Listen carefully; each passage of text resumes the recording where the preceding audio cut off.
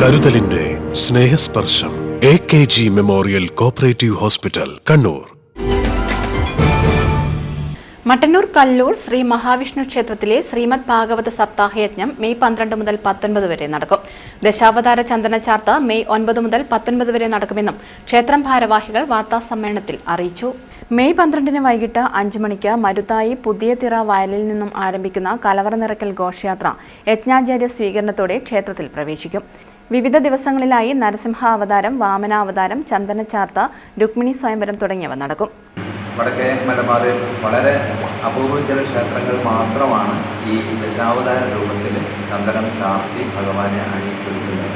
അതായത് ഭഗവാന്റെ വിഗ്രഹത്തിൽ 10 ദിവസങ്ങളിലായിട്ട് 10 അവതാരങ്ങൾ, മത്സ്യാവതാരം മുതൽ കൽക്കി അവതാരം വരെയും 11ാമത്തെ ദിവസം വിശ്വരൂപ ദർശനം. ഒരേ വിഗ്രഹത്തിൽ പല രൂപത്തിൽ ചാർത്തിയെടുക്കുന്ന ആ ഒരു പ്രക്രിയയാണ് ദശാവതാര ചന്ദനം ചാർത്തി എന്ന് പറയുന്നത്. വളരെ അപൂർവമായിട്ട് മാത്രമാണ് ഇത്തരത്തിൽ ഈ ഒരു സൗഭാഗ്യം ഭക്തജനങ്ങൾക്ക് കിട്ടുന്നത് എന്നുകൂടി പ്രത്യേകം പറയാൻ ആഗ്രഹിക്കുകയാണ്.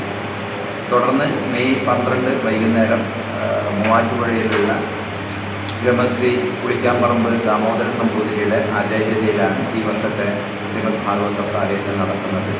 21ാമത് വർഷത്തിലേക്ക് കടക്കുകയാണ്. സപ്താഹ യജ്ഞ ദിവസങ്ങളിൽ സപ്താഹ പാരായണത്തിനനുസൃതമായ രീതിയിൽ അവതാര ദൃശ്യങ്ങൾ അവിടെ വേദിയിൽ പ്രത്യേകം ദൃശ്യാവിഷ്കരണങ്ങളായിട്ടും അതുപോലെ തന്നെ കലാപരിപാടികളായിട്ടും ഒക്കെ തന്നെയാണ്.